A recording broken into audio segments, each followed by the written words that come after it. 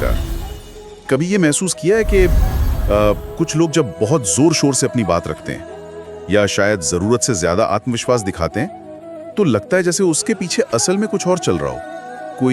कोई अंदरूनी घबराहट जिसे वो तेज आवाज या दिखावे से ढकने की कोशिश कर रहे हो शायद। हाँ, बिल्कुल। ये एक बहुत आम मानवीय प्रवृत्ति है, मतलब जिसे हम कह सकते हैं भीतर का डर बाहर का शोर। भीतर का डर बाहर का शोर। जी, और आज हमारी चर्चा का आधार भी यही विचार है। ये हमें भगवत गीता के एक खास श्लोक से मिलता है। अच्छा, गीता में भी? हाँ, ये स्रोत हमें इसी गहरे मनोवैज्ञानिक पहलू को समझने में मदद करता है। ये तो बहुत दिलचस्प है। मतलब गीता सिर्फ धर्म या दर्शन ही नहीं बल्कि मानवीय व्यवहार पर भी बात करती है। बिल्कुल। चलिए फिर इस श्लोक और इसके पीछे छिपे अर्थ की थोड़ी गहराई में उतरते हैं। देखते हैं कि ये हमारे रोजमर्रा के जीवन के बारे में क्या बताता है। हाँ, तो ये श्लोक महाभारत के युद्ध के मैदान कुरुक्षेत्र के संदर्भ से है। श्लोक संख्या 13 है, पहले अध्याय का। पहला अध्याय, ठीक है। संस्कृत में ये कुछ इस तरह है। ततः शंखाश्च भैर्यश्च पर्णवानक गोमुखाः सहसेवाभ्यन्यन्त स शब्दस्तुमुलो अभवत्।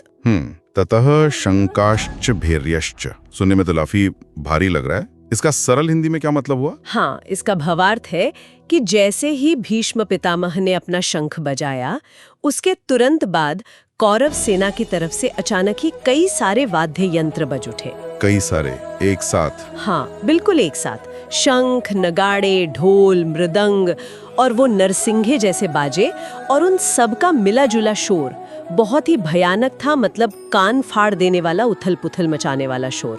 बाप रे, इतना जबरदस्त शोर। तो ये कौरवों की शक्ति का प्रदर्शन था या उनके जोश का प्रतीक? क्या था ये?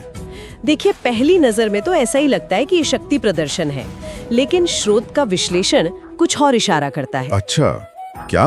वो ये बताता है कि ये शोर शक्ति प्रदर्शन से ज्यादा शायद डर को छुपाने का एक प्रयास था। डर को छिपाने का? हाँ, सोचिए ना, माहौल कैसा था।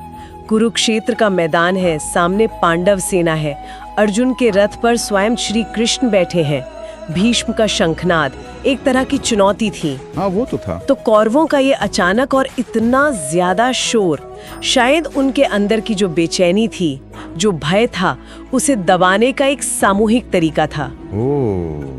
जैसे बाहर इतना शोर कर दो कि अंदर की आवाज सुनाई ही ना दे। एक तरह का मनोवैज्ञानिक कवच बनाने जैसा। हाँ, ये बात तो समझ में आती है। जैसे कोई बच्चा अंधेरे से डरता है तो जोर जोर से गाना गाने लगता है ना? बिल्कुल वही बात। या वो परीक्षा वाला उदाहरण ले लीजिए। हाँ। कोई छात्र है, बार बार कह रहा है, अरे सब आता है, मेरी तो पूरी तैयारी है, लेकिन उसकी आवाज में एक तेजी है, या हाथ पैर हिला रहा है, मतलब बॉडी लैंग्वेज कुछ और कह रही है। हाँ, वो घबराहट दिख जाती है कई बार। बिल्कुल। तो ये दिखाता है कि इंसान अक्सर अपनी असुरक्षा या अपने डर को बाहरी आडंबर या शोर से ढकने की कोशिश करता है। शायद अपनी कमजोरी को मानना नहीं चाहता। ये तो बहुत बहुत प्रासंगिक लगता है। मैंने भी कई बार लोगों को देखा है, जैसे मीटिंग्स में या सोशल सिचुएशंस में, जो बहुत आक्रामक या बहुत ज्यादा मुखर होते हैं, और बाद में महसूस होता है कि शायद वो अपनी जगह बनाने की कोशिश कर रहे थे या किसी डर को छुपा रहे थे। सही पकड़ा है आपने। ये पैटर्न अक्सर दिखता है। तो इस पूरी चर्चा और गीता के इस श्लोक से क्या मुख्य सीख मिलती है हमें? मेरे ख्याल से सबसे बड़ी सीख यही है कि बाहरी शोर हमेशा अंदरूनी ताकत का सबूत नहीं होता है ना? सही कहा। कई बार जो जितना ज्यादा चिल्लाता है या दिखावा करता है, वो अंदर से उतना ही असुरक्षित महसूस कर रहा होता है। असली आत्मविश्वास और शक्ति वो तो अक्सर शांत होती है, स्थिर होती है। एकदम सही। सच्ची ताकत को चीखने चिल्लाने की जरूरत नहीं पड़ती।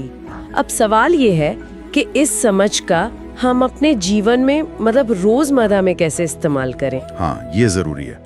एक तरीका तो ये हो सकता है कि हम दूसरों के व्यवहार को थोड़ी और गहराई से देखें। मतलब अगर कोई बहुत ज्यादा शोर मचा रहा है तो एकदम से प्रतिक्रिया देने या उसे जज करने के बजाय एक पल रुक कर सोचें कि क्या इसके पीछे कोई डर या असुरक्षा हो सकती है। बिल्कुल। और ये पहचानना हमेशा आसान नहीं होता, ये भी सच है। हाँ, वो तो है। कभी कभी लोग वाकई में जोशीले या उत्साहित भी हो सकते हैं। यहीं पर हमारी समझ और विवेक काम आता है। हमें पैटर्न देखना चाहिए, संदर्भ समझना चाहिए। क्या ये व्यवहार बार बार हो रहा है? क्या ये स्थिति के हिसाब से कुछ जरूरत से ज्यादा है? अति। हाँ, अति हमेशा थोड़ी शंका पैदा करती है जी। और ये नजर सिर्फ दूसरों पर ही नहीं रखनी है, खुद पर भी रखनी चाहिए। तो हाँ, खुद पर भी। बिल्कुल। क्या हम भी कभी अपने डर को छुपाने के लिए जरूरत से ज्यादा शोर मचाते हैं? आत्मनिरीक्षण। ये तो आत्मनिरीक्षण का एक बहुत गहरा बिंदु है। अपने ही व्यवहार के पीछे की प्रेरणाओं को समझना। हाँ, क्योंकि सच्ची समझ तो खुद से ही शुरू होती है और इसी समझ से एक और गहरा सवाल मन में उठता है सोचने के लिए। क्या सवाल? कि अगर बाहरी शोर अक्सर भीतरी डर को छुपाता है, तो फिर सच्ची आंतरिक शांति और सच्चा आत्मविश्वास वो बाहरी दुनिया में किस प्रकार प्रकट होते होंगे? उनकी आवाज कैसी सुनाई देती होगी? सोचने वाली बात है। शायद सच्ची शांति की कोई आवाज नहीं होती, वो बस महसूस होती है। इसी गहरे विचार के साथ जय श्री कृष्णा।